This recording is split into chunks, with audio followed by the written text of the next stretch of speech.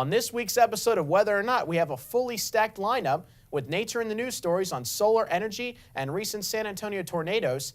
Allie has the details on your weekend's forecast, and Brian has a feature on snowmaking.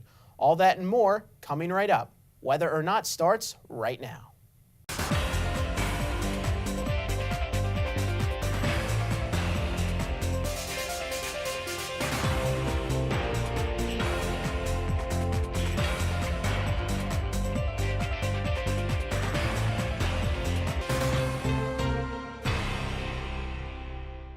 Welcome, everybody, to this week's episode of Whether or Not. I'm your host, Colby McCabe. And I'm your forecaster, Allie DeBicki. Well, Allie, we've certainly been enjoying some nice weather here in State College. I know I was outside during class in my shorts and my t-shirt. Yes, we've had temperatures well above average for February. We're supposed to be into the upper 30s this week, and we blew past that, seeing temperatures into the 50s. But as we look into the upcoming future, I do see a little change, and with some precipitation as well coming up, and you'll see that in my forecast. Well, I look forward to that. Looks like spring break came a little early for us. And now let's throw it to nature in the news.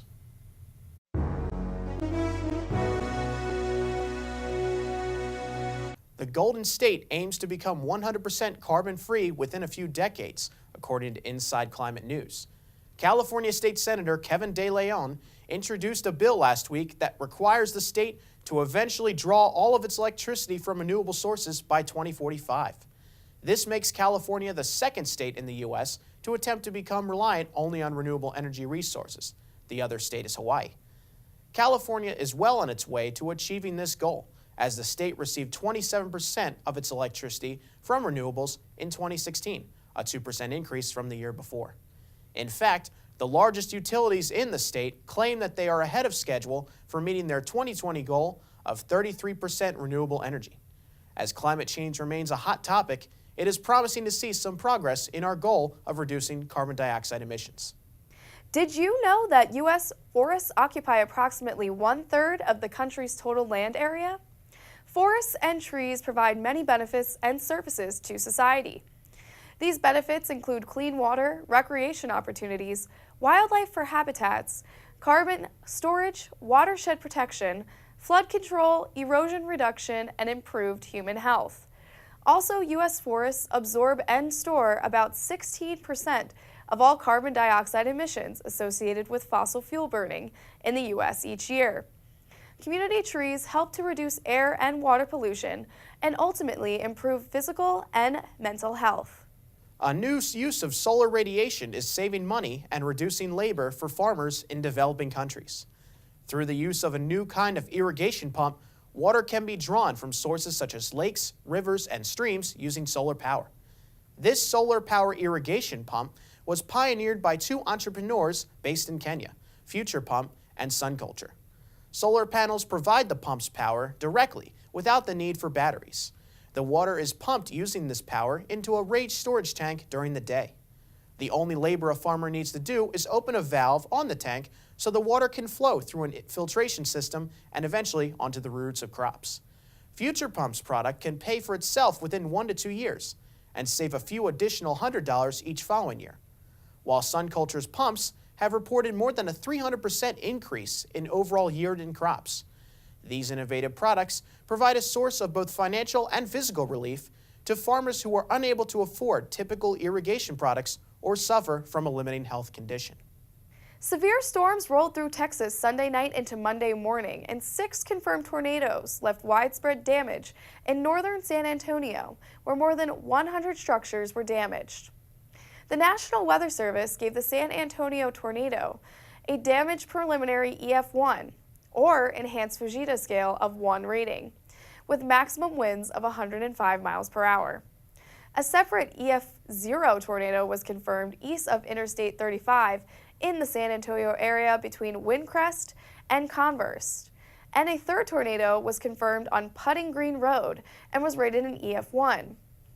The fourth tornado, packing a 85-mile-per-hour wind in the Garden Ridge area, was rated an EF0. Lastly, 2 confirmed tornadoes hit Williamson County near Thrall, with both receiving preliminary ratings of EF2.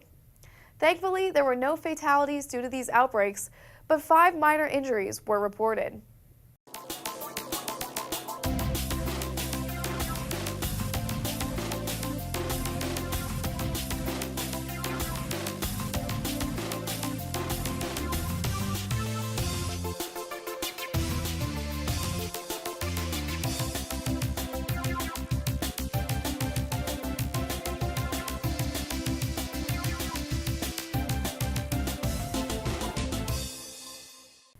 It's been pretty dry here in State College, but that rain is not far away. As we look at our Friday map here, we have a occluded system making its way towards State College, the warm sector really in Pennsylvania, and we're going to see some of these scattered showers in our area, mainly towards the Pennsylvania-New York border, but the bulk of the rain really coming in on Saturday. As the system starts to move off the East Coast, we will start to see more moderate rain showers here in State College and possible rundles of thunder as this cold front pushes its way through State College. But after that, Sunday, a beautiful day, some mainly sunny skies, but temperatures will start to drop a lot more as that cold front pushes off the East Coast. High pressure towards the southwest, and a beautiful day to really get outside. Taking your look back at our Friday, though, temperatures into the upper 60s. We're really knocking on 70s door there. Cloudy with chances of showers for the Friday day, and as we go overnight into Friday night, we'll see showers once again, but cooler temperatures into the low 50s. As we go into your forecast for Saturday, the bulk of the rain really moves into our area. Temperatures into the upper 50s, but we're going to start to see those drop as we head overnight. We can't rule out some rumbles of thunder as the day goes on, as that cold front will be strong moving through the area. And as we look at our Sunday, a beautiful day, really the pick of the weekend, mostly sunny conditions and temperatures really cooling down into the upper 30s. Now, Brian has a feature on man-made snow.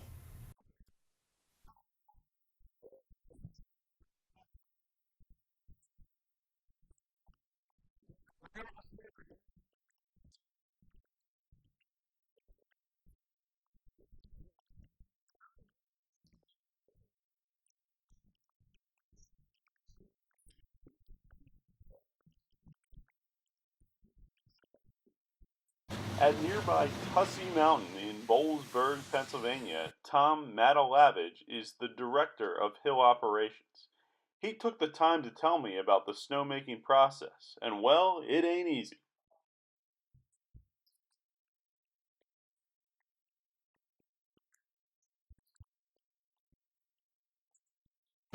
This marathon starts all before the first skiers of the season even arrive.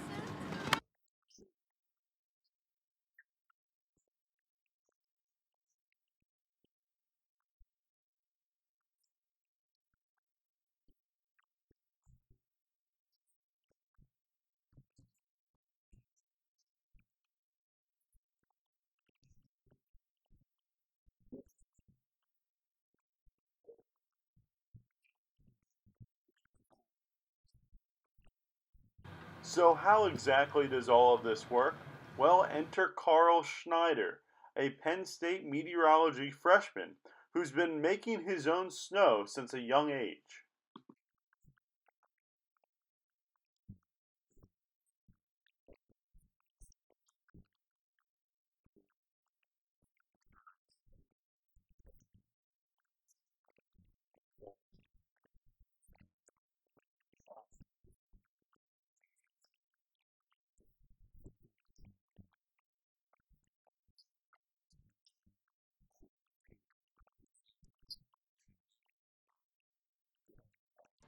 The snow guns depend on two ingredients and two processes.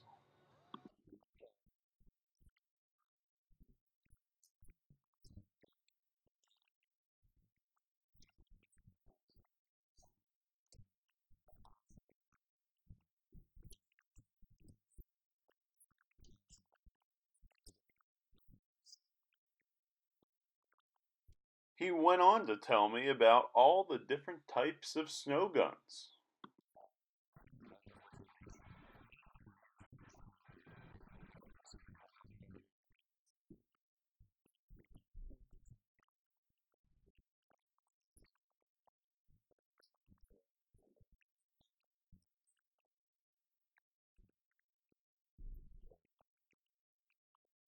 So, what are the best atmospheric conditions to make snow? Well, Carl had an answer for that one too.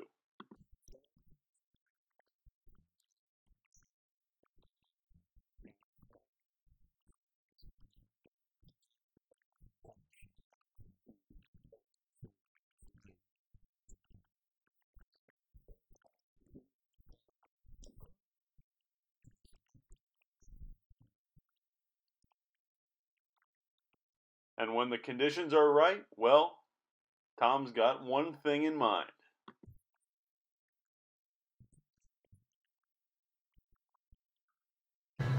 And although the skiers love their natural powder, the man-made stuff has its advantages.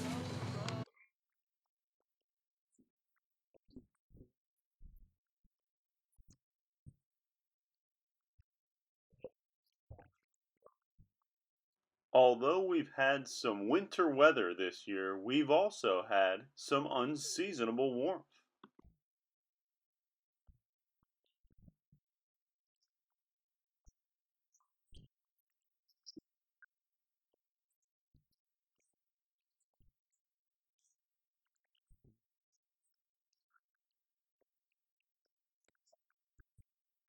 And what does that mean for Tussey Mountain?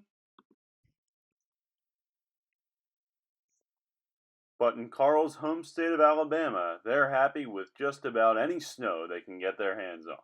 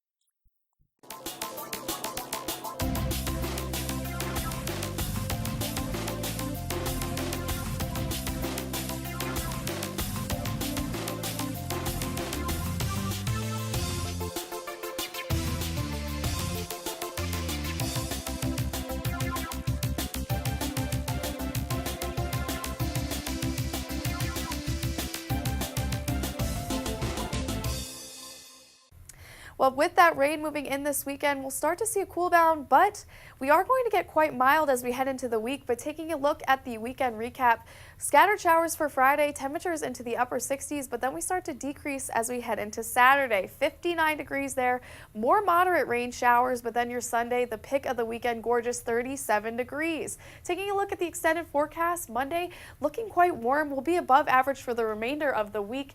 Tuesday, another system rolls in, bringing rain for the majority of the midweek, but then Friday, another beautiful day. Temperatures will be into the upper 50s. Well, thank you, Ellie, for that forecast. It looks like for some parts of the week it's looking pretty good, but for the other parts I may need my umbrella. Yes, it's like a bookend week here in State College. Monday and Friday, pretty dry, and then midweek we get some wetness, but our temperatures will be quite mild. We'll be a little bit above average and then increasing as we head towards the weekend. Well, I'm looking forward to more of that. Well, let's go back to your weather whiz quiz. Early on in the show, we asked you, below what wet bulb temperature is snow making possible? Is it A, 21 degrees, B, 24 degrees, C, 27 degrees, or D, 32 degrees? If you guess C, then you are correct. Yes, as we learned earlier from Carl and Brian's feature, 27 degrees is the highest possible wet bulb temperature to man-make snow. Much like the dew point temperature, the wet bulb is the measure of how much water gets evaporated into the air.